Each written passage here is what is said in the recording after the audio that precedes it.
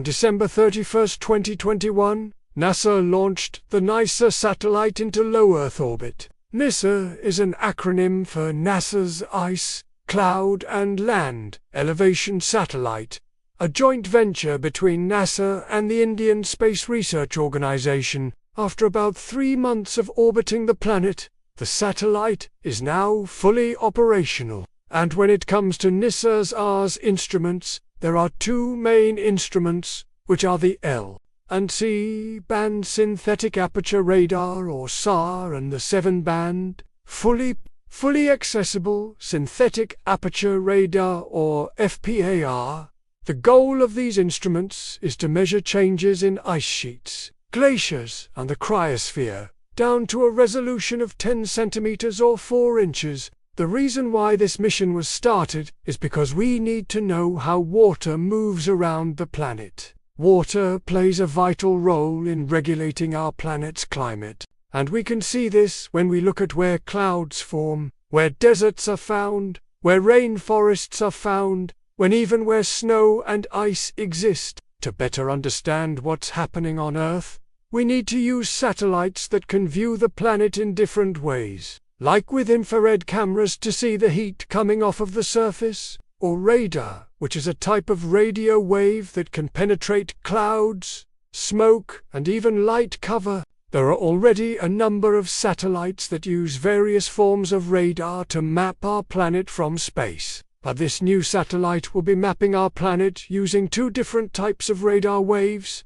the L-band and the C-band. The goal is for these 2 satellites to work together to track changes over time. There are a few other satellites out there that are also using similar radar frequencies. But the difference here is that those satellites either focus on the ocean or just one of the frequencies. NISAR is the first satellite to use both frequencies and track changes over time. These types of measurements have been helpful for a number of reasons. For example, they help us understand when ice shelves break apart, which could cause ice to flow faster into the ocean. This would then cause sea levels to rise. These satellites can also help us understand how the frozen ground, known as permafrost, degrades and releases methane into the atmosphere. We don't want to do that. So this is good information to know. They can also be used to determine the volume of water held in snowpacks, which directly impacts our water supply during drier months, and they can also monitor forest types, which can help scientists understand what regions might become more or less forested in the future, due to things such as drought or rising temperatures. Basically, these 2 radars can help us understand what's happening on Earth, especially to things like water and ice, which are important factors when it comes to our climate. But the question is, how do we collect data from space and turn it into images that we can actually use? Well, this is where synthetic aperture radar or SAR comes in. As the name implies, this type of radar creates an image by generating a synthetic aperture. If you were to take a picture of a building using a regular camera, the building would appear the same no matter where the sun is shining. But radar doesn't work like this. With radar, you need an illuminated area to detect any reflected waves. In order to get an image of the building, you need the radar to be able to rotate and face each side of the building so that you can get an image of the front sides and back of the building. Because radar works this way, you need to be able to generate a synthetic aperture, or in layman's terms, create an illusion. Radar does this by moving the antenna across the building in small increments and recording the returning signal after each rotation. Once all the data has been collected,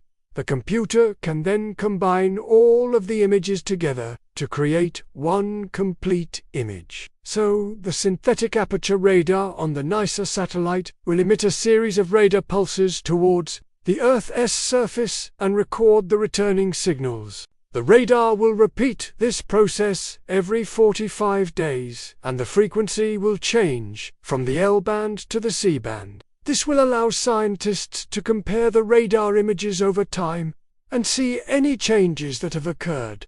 The thing is, Radar isn't perfect. Sometimes the radar pulse will reflect off of multiple targets, which causes what's called speckle noise. Speckle noise looks like this, and it makes it difficult to discern details in the image. To overcome this, NISAR uses something called polarimetry. Polarimetry involves sending multiple radar pulses with slightly different polarization states. Polarization, in simple terms, is the orientation of the electric field within the radar wave. It can be vertical, horizontal, or at any angle in between. By sending multiple pulses with slightly different polarizations, the satellite can collect more information about the target below. This allows the satellite to distinguish between targets that may have been grouped together due to speckle noise. The goal is that by using polarimetry,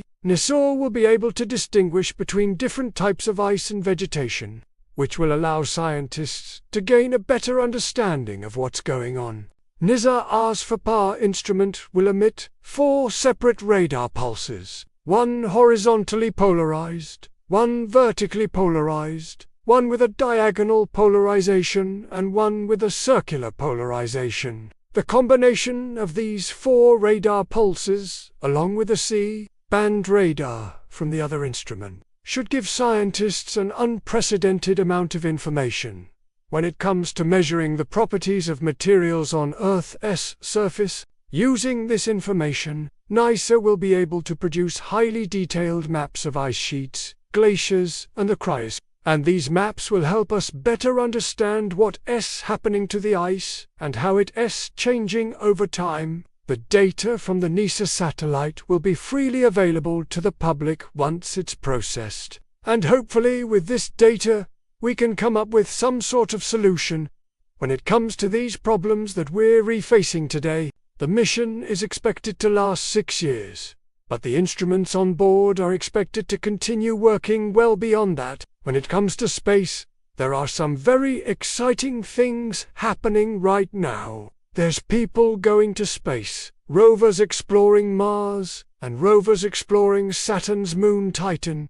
You might think that there's nothing else going on, but there's actually something else big that's happening. Scientists all around the world are launching new telescopes, including the James Webb Space Telescope. With these telescopes, we'll be able to learn so much more about the universe. I hope you enjoyed this video. If you did, make sure to subscribe so you can be notified when I upload a new video. If you want to learn more about NISAR, check out the link in the description below. Thanks for watching, and I'll see you in the next one.